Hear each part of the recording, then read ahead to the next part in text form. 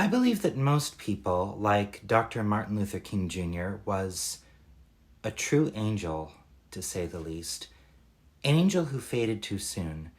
A man who saw the greatness in humankind, and he believed that if they all just look beyond their preferences and boundaries and limits, we could all embrace each other as a species. Why else do you think he gave a speech called I Have a Dream? As a matter of fact, maybe I could recite it right now, or at least some of it, because apparently it's a very long speech. Okay. I am happy to join you today in what will go down in history as the greatest demonstration for freedom in the history of our nation. 50 years ago, a great American whose symbolic shadow we stand today signed the Emancipation Proclamation. This momentous decree became a great beacon of hope to millions of Negro slaves who had been seared in the flames of withering injustice. It came as a joyous daybreak to end the long night of their captivity. But 100 years later, the Negro is still not free. 100 years later, the life of the Negro is still sadly crippled by the manacles of segregation and the chains of discrimination. 100 years later, the Negro lives on a lonely island of poverty in the midst of a vast ocean of material prosperity. 100 years later, the Negro is still languished in the corners of American society and finds himself in exile in his own land. And so we've come here today to dramatize a shameful condition. In a sense, we've come to our nation's capital to cash a check. When the architects of our republic wrote the magnificent words of the Constitution and the Declaration of Independence, they were signing a promissory note to which every American was to fall heir. This note was a promise that all men, yes, black men, as well as white men, would be guaranteed the unalienable rights of life, liberty, and the pursuit of happiness. It is obvious today that America has defaulted on this promissory note insofar as her citizens of color are concerned. Instead of honoring this sacred obligation, America has given the Negro a bad check. A check which has come back marked insufficient funds. But we refuse to believe that the Bank of Justice is bankrupt. We refuse to believe that there are insufficient funds in the great vaults of opportunity of this nation. And so we've come to cash this check. A check that will give us upon demand the riches of freedom and the security of justice. We've also come to this hallowed spot to remind America of the fierce urgency of now. This is no time to engage in the luxury of cooling off or to take the tranquilizing drug of gradualism. Now is the time to make real the promises of democracy. Now is the time to rise from the dark and desolate the valley of segregation to the sunlit path of racial justice. Now is the time to lift our nation from the quicksands of racial injustice to the solid rock of brotherhood. Now is the time to make justice a reality for all of God's children. It would be fatal for the nation to overlook the urgency of the moment. This sweltering summer of the Negro's legitimate discontent will not pass until there is an invigorating autumn of freedom and equality. 1963 is not an end, but a beginning.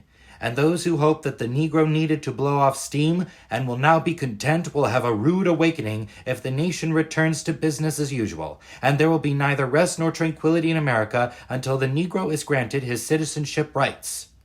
The whirlwinds of revolt will continue to shake the foundations of our nation until the bright day of justice emerges. But there is something that I must say to my people, who stand on the warm threshold which leads into the palace of justice. In the process of gaining our rightful place, we must not be guilty of wrongful deeds. Let us not seek to satisfy our thirst for freedom by drinking from the cup of bitterness and hatred. We must forever conduct our struggle on the high plane of dignity and discipline. We must not allow our creative protest to generate into the physical violence. Again and again, we must rise into the majestic heights of meeting physical force with soul force. The marvelous new militancy which has engulfed the Negro community must not lead us to a distrust of all white people, for many of our white brothers, as evidenced by their presence here today, have come here to realize that their destiny is tied up with our destiny. And they have come to realize that their freedom is inextricably bound to our freedom. We cannot walk alone. And as we walk, We must make the pledge that we shall always march ahead. We cannot turn back. There are those who are asking the devotees of civil rights, when will you be satisfied? We can never be satisfied as long as the Negro is the victim of unspeakable horrors of police brutality. We can never be satisfied as long as our bodies, heavy with the fatigue of travel, cannot gain lodging in the motels of highways and the hotels of cities. We cannot be satisfied as long as the Negro's basic mobility is from a smaller ghetto to a larger one. We can never be satisfied as long as our children are stripped of their selfhood and robbed of their dignity by signs stating, "For whites only." We cannot be satisfied as long as a Negro in Mississippi cannot vote and a Negro in New York believes he has nothing for which to vote. No, no, we are not satisfied, and we will not be satisfied until justice rolls down like waters and righteousness like a mighty stream. I have a dream today.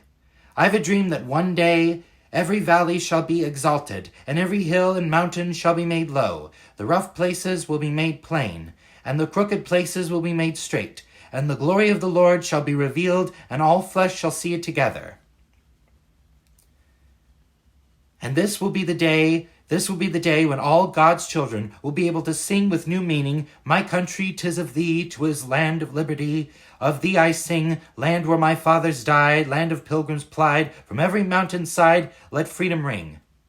And if America's to be a great nation, this must become true. And so let freedom ring from the Prodigious Hilltops in New Hampshire. Let freedom ring from the Heining Alleghanies of Pennsylvania. Let freedom ring from the snow-capped Rockies of Colorado. Let freedom ring from the curvaceous slopes of California. Let freedom ring from Stone Mountain of Georgia. Let freedom ring from Lookout Mountain of Tennessee. Let freedom ring from every hill and molehill of Mississippi. From every mountainside, let freedom ring. And when this happens, and when we allow freedom ring, when we let it ring from every village and every hamlet, from every state and every city, we will be able to speed up that day when all of God's children, black men and white men, Jews and Gentiles, Protestants and Catholics, will be able to join hands and sing in the words of the old Negro spiritual, free at last, thank God Almighty, we are free at last. I hope you don't mind me skipping over a few words, but I hope you enjoyed my efforts.